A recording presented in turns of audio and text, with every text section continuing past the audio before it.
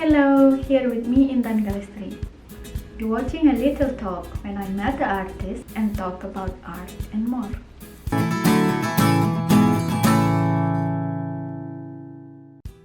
Farina is street artist and also make fantasy art. She came from Italy, who has a magical studio space called Disconnect Studio in Slendigozo. Back in 2018, when I first saw her artwork, it was before I had met her in person. Afterward, I met her purely by chance in different place unexpectedly, and we became friends. Here is our afternoon speaking together in her studio and me getting to know more about her. We can start with how you explain about your art. For me personally, is fantasy mixed with reality. So what I really do is observe the nature and try to find myself between the fantasy and the nature. This is my art, because after a long time, sometimes still I don't know exactly how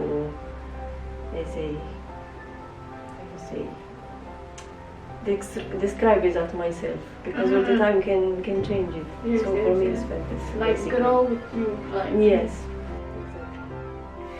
Oh yeah, I'm gonna. She doesn't have only one shape. Yeah, the cat. So it's very nice. Yes. Is she a pet or it's just like? No, he's a street cat, but he's friend with a lot of people, so he has his. Yeah, but Round. he's very nice. I mean, he just Yes. meet me and he started put the food on me. Yes. He does. So it gets like so cuddly, wuddly.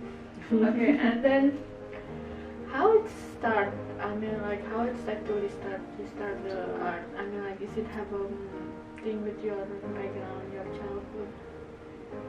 I start always when I was kids. I like it to draw and use my hands to create toys or whatever. Maybe because my mom is not an artist, but she is really creative person. In the kitchen or for us at home, she always try to invent something new. Or, for example, she like a lot to sew, and she always invent unique dress for me. So I used to play also with her tool and try to take piece of clothes and create something. And also, like every kid, I like watching cartoon, and I like fantasy from the beginning. And so I always do it, but it was a particular moment that I fell in love with art, because I have to move from one city to another one with my family, and I didn't really like the idea. And when I arrived in the new town and I have to change school and friends, I couldn't fit anymore. I didn't like the new environment and everything. I was lucky because my family was living in the countryside. And it's time to go out with the new friends. I try to make new friends. I start to prefer be alone. And when I was alone, the only things that I liked to do was drawing. So I just draw every day. So it's like your soul sleep, like. Yes, I really enjoy it, and I'm grateful that happened that things, because I find myself. And I start to understand, okay, this is what I like to do, this is what I wanted to do. And the age was between 10 and 13, and let's say that from that moment I never stopped. And in the beginning I never thought I want to drawing and painting because this is my job, I want to sell. I just feel pleasure to do it. And maybe till 23, 25, it's never really come in my mind, let's do it to sell. I was just doing for me. Okay. So then happening like, okay, I'm growing up, this is basically what I do, I should start it now. What is your current project right now? At the moment I preparing an exhibition for me, and the subject will be music and musician.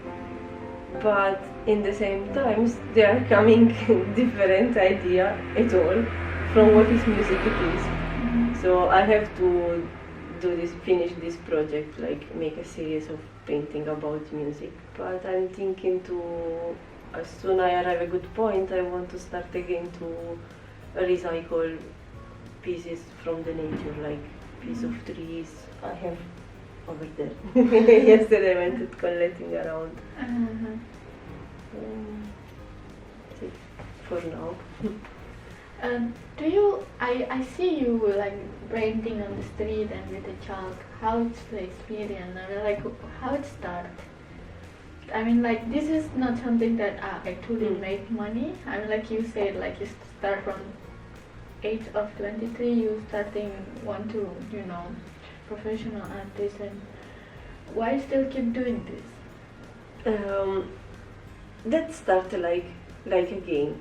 I was going traveling and I was like 18 and I didn't have a lot of money in my pocket, and I met a girl and just met speaking in the station, and she saw my sketchbook and she told me, oh, you should find a big piece of paper and put it on the floor and just drawing. You buy a small piece of box of chalk and just drawing, and maybe people, yes, similar. And maybe some people can give you some money, and I thought, why on the paper? I should do it on the street, directly on the floor. Then I started, and okay, in the beginning it was funny because I was using the wrong chalks. But then I started to meet other people that they was doing that one in the year past, and they gave me a lot of nice suggestions. So I continued to do it like for 1 year when I was in this long holiday, and then I stopped it. But always I say how much was nice that moment, because you feel really free. You don't have sides of a paper, you don't. In the beginning I was really like, I just do it. I woke up in the morning and I just do it what I wanted to do it. I didn't have like a subject or try to copy realistic. Then when I come to Malta, I was alone. I was free to start a new life, and I say, let's start again. And it was really nice. And at one point I noted that it was not just for fun. I was really improving, because before then these 5 years I never tried to make a portrait or really copy something of somebody else. I was just full of my fantasy. But in the street I noticed that if you have a picture and you try to copy something from a big artist, people appreciate much more, and it was like a challenge for me because I didn't know how to do it. But I learned it on the floor. So now if you give me a piece of paper and another, I don't know, your picture, I know how to make your portrait, but basically I learned on the floor. So which one actually you enjoy the most? When I draw in the street, I really like it. I like it because you are there in the middle of a lot of people, but they are not there. And the floor, the chalks is a really nice medium. I really like them. Yes, it makes me feel free even if I copy a subject. Because in the end I change the background, or I have to adapt the picture to the floor that I'm using that day. And so you never know then if it's rain, if it's too hot, if you will meet nice people or bad people, or some new opportunity in life, like sometimes happening, you get commission or they invite you to take part in a big event. Is a way to promote yourself, and it's like every day you have your little exhibition. So I like it. I think is what I like it more. There are a lot of things that I like to do. Sometimes I say I should focus just in one thing, and get better in that one. But I cannot. Yes. It's there is something that always follows me, like fantasy and nature, but then my brain sometimes gets like, oh, let's try this, and maybe I will never become really perfect in something, like, oh my god, that artist, it looks real. No, I'm not that kind. I cannot just focus on one thing and just study. I think it will be boring for me. And I think it's not balanced too. I mean, because I'm kind of like you too. I don't like when I need to like straight, because it doesn't feel balanced on the life, And also because I start to draw because I was feeling alone, and I was enjoying. I just drawing, and then I standing on my picture. Oh, nice it is, and just feeling nice. No? So I don't want to lose the things. I wanted to continue as always. Once I was doing a portrait for a girl, and I wasn't enjoying, and she wasn't coming nice. She was a really cute girl, but my portrait was horrible. I had to call her and tell her, I'm sorry, but I don't feel to give you. I'm like destroying yourself. I'm like, I don't feel to make a portrait. This is the first time that happened last summer. And I was like, come on, you get a commission, no? You're always waiting for it. And then I call her and say, I'm sorry. It's just not it's not coming. And she said, okay, you don't stress too much. I was almost like crying at home. Oh my God, why is not coming? And my boyfriend wasn't helping me at all. He told me how ugly she is on your portrait. Thank you. So I call her and I said, I'm sorry. But it's honest. Oh God. That was a nice story. Yes. I didn't feel to make a portrait. I mean, not much of people like to admit their fail, and it's very nice of you that you're sharing the story to us. Yes, we are human, we are normal. Oh yeah, the thing that I forget to ask you, what is the most amazing thing in your art life? Something that's happening. Yeah. There are two things. One happened recently, because in the end of the years I had a good opportunity to express myself on the floor. So I make a big drawing, like 4 meters by 4. It was my first time alone. So big size, let's say. And I have to don't disappoint no one, so it was like a challenge, and I really like it. And it was for Valletta closing day. And a nice moment that I always will remember for sure in my life is when I met my boyfriend, Gary. He is really creative. He's not an artist, but he doesn't know how to draw.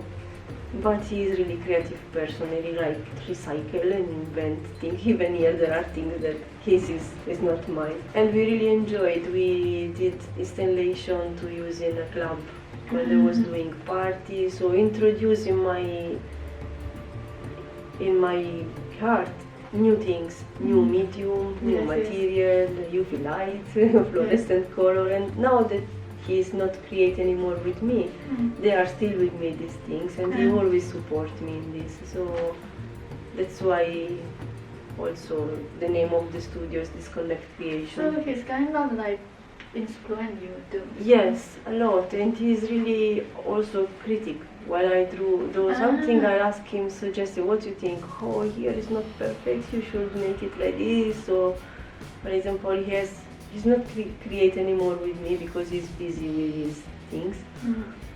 But always he told me, you should try on this tomorrow, or you should do this to make it come nice. And it's always support me, even when he noted that something is not going exactly like I want. He is the kind that tell me, oh, don't give up, it's nice as well, don't stress. Even today I told him, I don't like the camera, no. He told me, oh, don't stress, make it for fun, there is your friends.